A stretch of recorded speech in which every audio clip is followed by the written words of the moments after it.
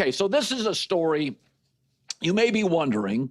I don't think it's going to make a big deal either way, but Aaron Rodgers, according to Jeremy Fowler, there are people in the NFL, and Jeremy Fowler works at ESPN, very good reporter. He is saying there are people in the NFL, many that believe Aaron Rodgers is waiting on Minnesota. I don't know that to be true, but I will say this. Aaron loves to make people think he's a mystery, and the media can't figure him out. And he does that because it invalidates us. And we're the one group of people he can't control. He's worshiped by football people. He's loved by teammates. The one group he can't control, us. And so he wants to invalidate us. And he's not J.D. Salinger. It's not that mysterious. The Steelers are a shaky fit, and Aaron knows it. He doesn't want to offend Mike Tomlin. It may be, if he wants to play, his best spot, but they can't figure out offense. I've gone over this a million times. They're tone deaf to offense. I think they're now making moves just to make moves. Let's just move off George Pickens and let's get a pick. And let's overspend for DK Metcalf. And they're just making moves to make moves. So there are reports, and I don't care about his personal life, that Aaron's personal life, he's going through some turbulence. You wish him well. I don't want to get into any speculation there.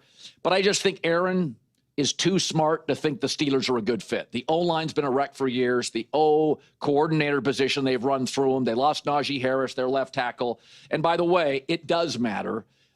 He went from Green Bay, which has always had an offensive culture. They always get quarterback right. They always have offensive coaches. They always have good offensive lines.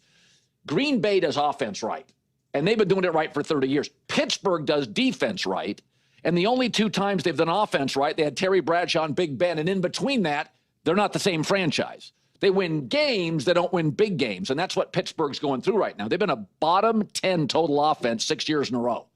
And that's hard to do when you look at the two New York franchises and Carolina and some bad offense in this league and the Bears. So the Vikings makes a ton of sense. Great, brilliant offensive head coach and play caller. They play indoors. He knows the division. They have Justin Jefferson. They upgraded their offensive line in the offseason. There's also a story that's interesting. So Aaron was apparently on some podcast and said, when asked about the Saints, because we don't know exactly what the Saints are doing. Is it going to be a Spencer Rattler? And Aaron Rodgers was quoted saying, yeah, I'm too old. I don't want to live in Louisiana. Sorry. So what that means is where Aaron plays matters to Aaron. He is thinking about it. He doesn't want to live in New Orleans. So that's another reason. Indoors, knows the division, NFC. He moved over to a defensive culture, playing outdoors in the Northeast with the Jets, and it was a mess. Aaron doesn't want to do that again. So, and Jeff Pearlman came on last week. He wrote a book about Brett Favre, and Aaron was all through the book. And Favre didn't treat Aaron very well. And I grew to kind of respect what Aaron had to go through. But he made a point about where Aaron's played, and the fit is really crucial when you consider Aaron's personality.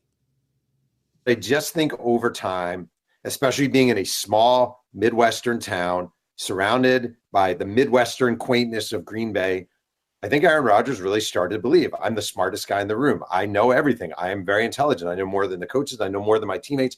I know more than this fan base. And again, if you can contain that in Green Bay, Wisconsin, it's one thing. You're treated as a god.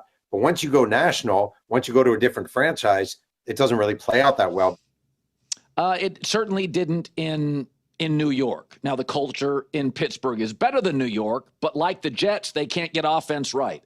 So whether the story is true or not, it makes a lot of sense. I've said this. I think he was waiting for Brock Purdy's contract to get signed. That eliminated the Niners. I think that was his first choice. His second choice was Minnesota. This is just a guess by me. But this story comes out, and this is what I felt, is Aaron's too smart to think, Pittsburgh's going to work for me. I don't think they're a game better if he plays there. I don't. I think Pittsburgh now is in the space where they're just making moves to make moves. I don't know. DK Metcalf was overpaid. Pickens trade probably right once you acquire DK Metcalf, but I didn't love the offseason for the Steelers. J-Mac, there's a lot of things going on today. Calling right, calling wrong in 50 minutes. There was a story over the weekend about Caitlin Clark's value to the WNBA. It is, I don't know if people understand this. Like, what is happening? How popular she is. It's insane.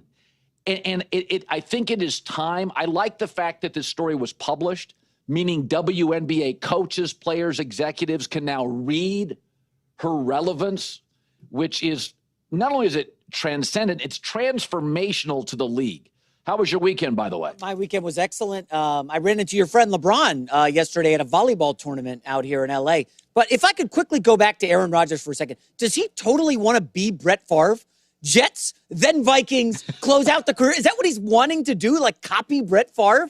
It is just so embarrassing and pathetic, but I don't want to bash Aaron Rodgers. He went through some stuff last week, I'm sure you saw, with an ex-girlfriend kind of throwing him under the bus for not being a nice guy, which should surprise nobody, but just disappointing stuff, Aaron. Come on. Yeah, we wish Aaron the very best and the Steelers the very best.